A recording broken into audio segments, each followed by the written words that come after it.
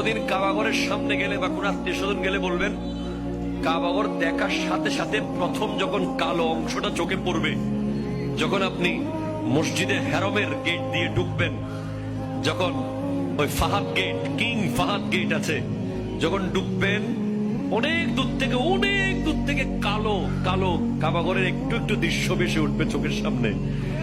তখন দোয়াটা করবেন, কি দোয়া করবেন কয়টা? যখন কয়টা? একটা দোয়াই কবুল হবে দেখার সাথে সাথে। কাবা ঘর দেখার সাথে সাথে প্রথম যে দোয়াটা করবেন ওটা কবুল করবেন কে?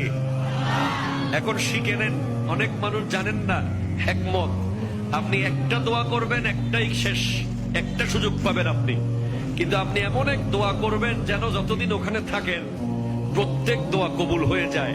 এই হিকমতি দোয়াটা শিখে নেন। আপনি বলবেন, আল্লাহ আমি 10, 12, 15 যতদিন এখানে থাকবো